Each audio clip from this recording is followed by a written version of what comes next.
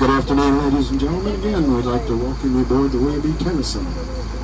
The Tennison was built in 1899 by Frank Laird over on Crab Island. That's over on the eastern shore. Crab Island no longer exists. It's been washed away. It's a bug-eye design, 9-log canoe. The vessel's 60 feet 6 inches long and 17 feet 6 inches wide. It has a draft of 4 feet. The vessel was used for dredging oysters while under sail. However, in 1907, it was converted to engine power. At that time, the centerboards, mast, and bowsprit were removed, the engine was installed, and the pilot house was added. With that, the vessel became a bi-boat. What that means is it would go out and buy the oysters from the working oystermen, and most of whom were still under sail, take the oysters back to shore and resell them. The vessel carried 1,000 bushels of oysters in the hold and 350 bushels on deck. It was purchased by J.C. Lawrenson's Oyster House in 1945. It was later purchased by the Calvert Marine Museum in 1979.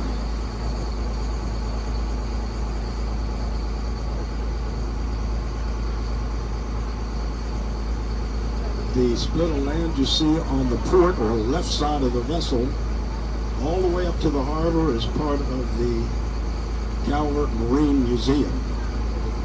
However, from 1942 to 1945, it was the first naval amphibious training base. They trained thousands of soldiers, sailors, and Marines and Coast Guardsmen for amphibious landings at Normandy and Guadalcanal.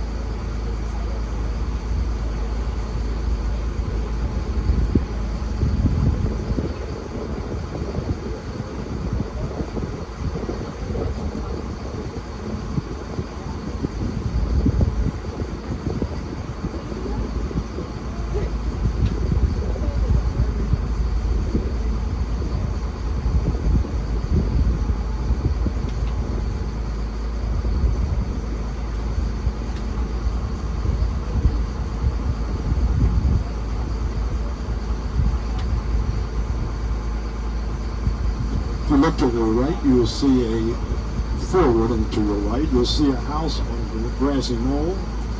That's the John Olsen house. John Olsen came from Norway in 1882. He built the first house north of Solomon's Island about 1890.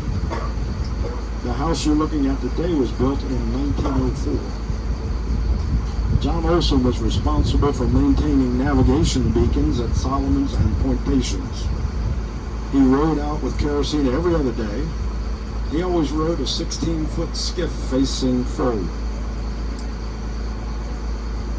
The area north of Solomon's Island then became known as Johnstown.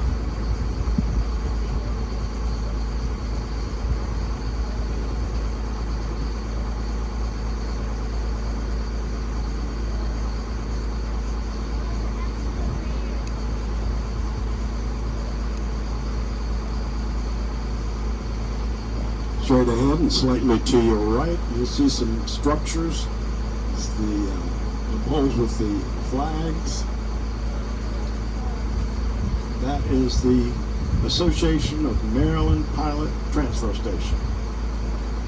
The blue flag with the white square denotes that it's a pilot station. Pilots take large vessels up and down the Chesapeake Bay, commercial vessels. The partial brick building is the living quarters, and the white building is the operation maintenance building. If you look to the point of land on your left, you'll see a small bronze statue. That statue is called On Watch. It's a sailor with binoculars looking out over the harbor. It was dedicated to the many men who were trained here during World War II.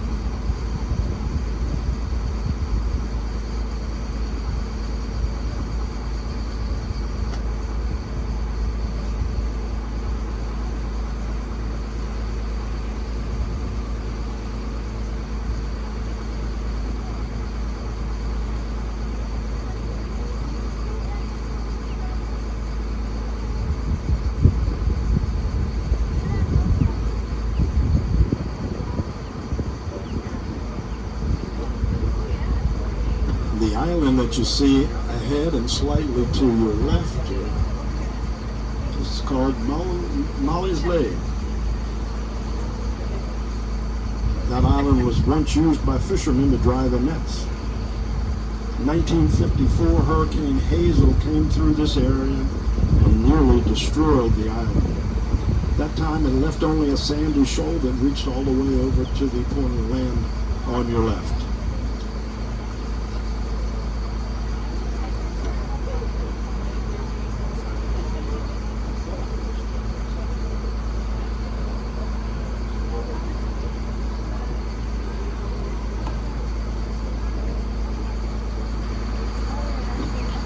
Later, the Army Corps of Engineers came in and they constructed the bulkheads that you see today.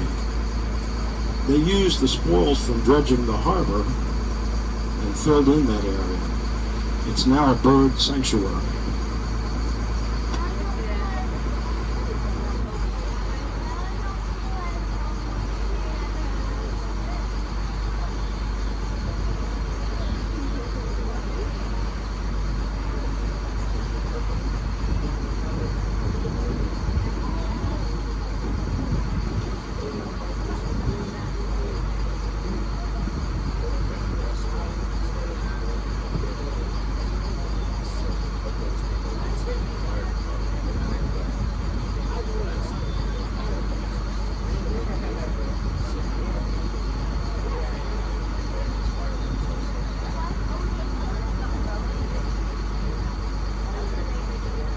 The dock that you see ahead and slightly to your right, and the building behind there is part of the Solomon Yacht Club.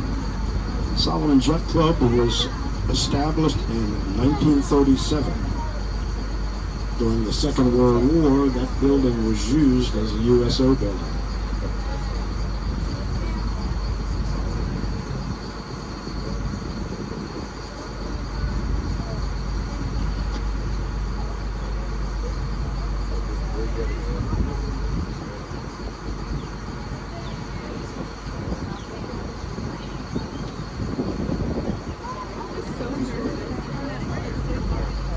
The smallest structures you see with a green roof ahead of the boat here is the famous Solomon's Island Tiki Bar. Tiki Bar is famous nationally, actually, now that the internet exists.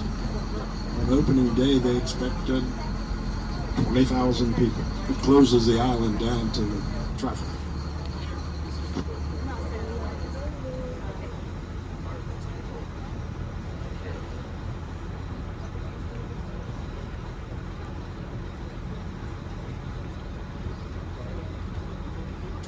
The yellow structure house that you see ahead and on the hill there is the Clarence E. Davis house. Clarence E. Davis owned M&M Davis Shipyard. He built that house in 1906. It's now a bed and breakfast.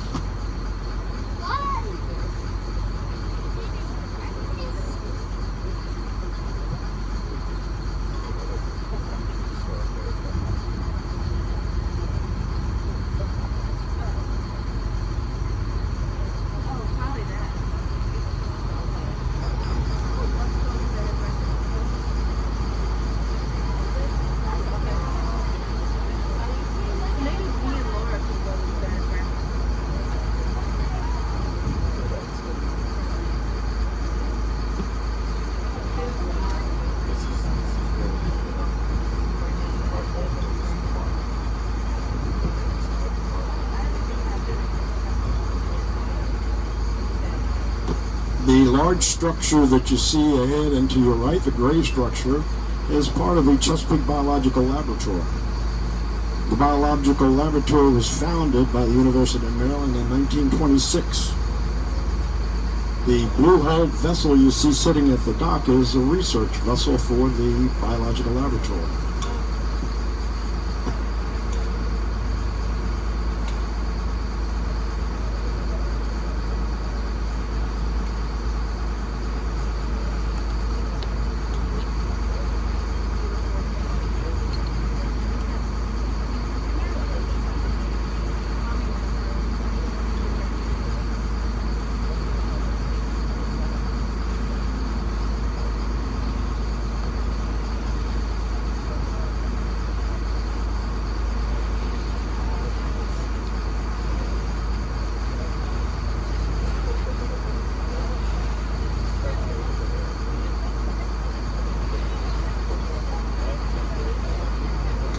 As we leave the harbor, you'll notice on the last piling on the way out is an osprey nest. Ospreys are migratory birds. They go south every winter. Apparently they have money. They go down to where it's warm, all the way to Argentina. They return every year and always return to the exact same location, which to me is amazing. Ospreys mate for life. However, I understand the vacation separately.